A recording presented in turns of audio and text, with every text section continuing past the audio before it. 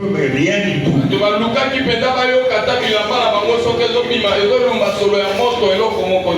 Alléluia. Amen. Celui qui garde le pasteur Ngalas, il a dit à cause de toi, je travaille les mondes. Donc le Seigneur a promis. Alléluia. Amen. Qu'à cause de son alliance avec le pasteur Ngalas, il va confondre le monde.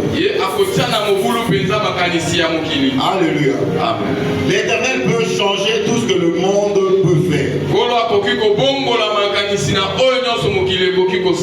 Alléluia. Amen. Dans le livre que Dieu est en train d'écrire avec toi, il n'y a pas de mot échec.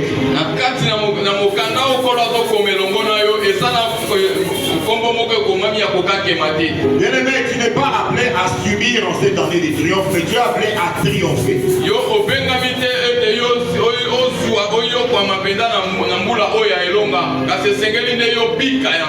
Bien-aimé, tu es appelé à aller vers l'avant. Tu es appelé à témoigner le bonheur de Dieu. Pour cela, il faut t'appuyer sur la fidélité de Dieu.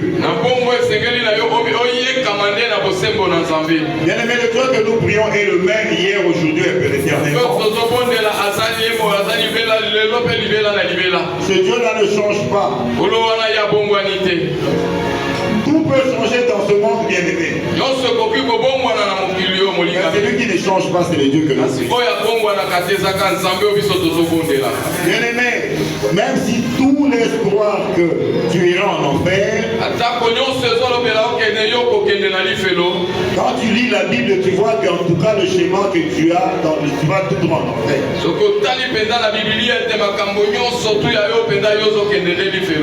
N'aie pas peur. Tu es un citoyen du ciel. Et Dieu qui est fidèle, il fera que tu puisses rentrer dans ton adresse d'origine.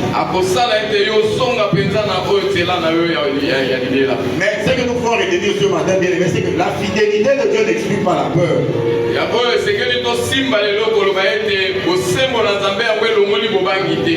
Devant certaines situations, bien aimées, tu auras peur. C'est tout à fait normal. Même le Seigneur Jésus, quand on lui a présenté la mort, eh ben, il a eu peur.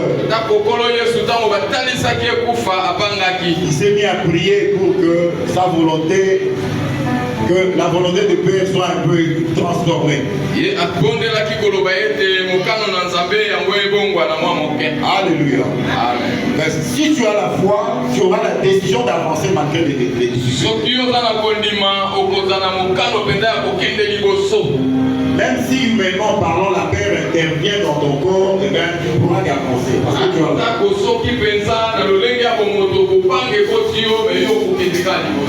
Alléluia. Amen.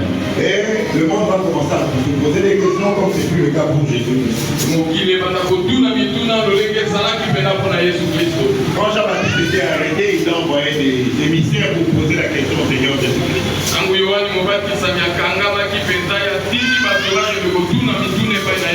Jean-Baptiste est le plus propre du Seigneur Jésus-Christ. Celui qui disait chaque fois qu'il voyait Jésus, voyez, ça c'est l'agneau de Dieu qui enlève les péchés du monde.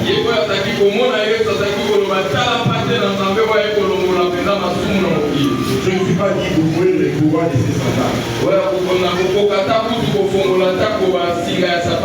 Mais devant la peur de l'emprisonnement, il a envoyé des émissaires pour poser des questions.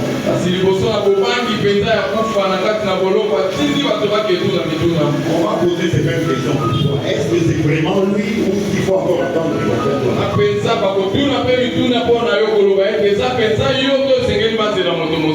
Alléluia. Amen. Mais la réponse est bien toi. Dieu a agi. Bien-aimé, tu vivras Dieu parce que tu es avec le Seigneur. Tu vivras Dieu marchant avec un bâton. Mais confessons toujours la fidélité. Tu seras Dieu les cheveux blancs. Le visage déformé par la vieillesse. Mais dans ta bouche, tu proclameras toujours la fidélité. Ce Dieu-là que tu pries, Ce Dieu-là connaît tout. Et il connaît même les soucis les plus inexprimables que tu as dans ton cœur.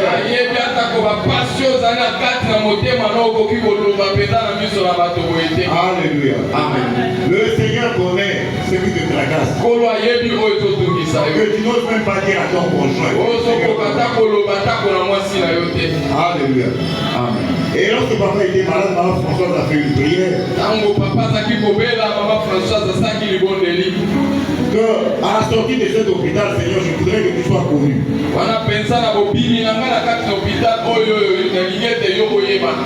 Maman Françoise a fait des problèmes. Nous ne sommes pas arrivés dans cet hôpital parce qu'il est malade. Mais nous sommes arrivés dans cet hôpital parce qu'il y a un témoignage. Papa a témoigné ce matin. Les infirmiers, comme je vous l'avais dit, se sont mis à genoux. Ils ont reçu Jésus-Christ comme Seigneur et Sauveur au vu du changement de diagnostic.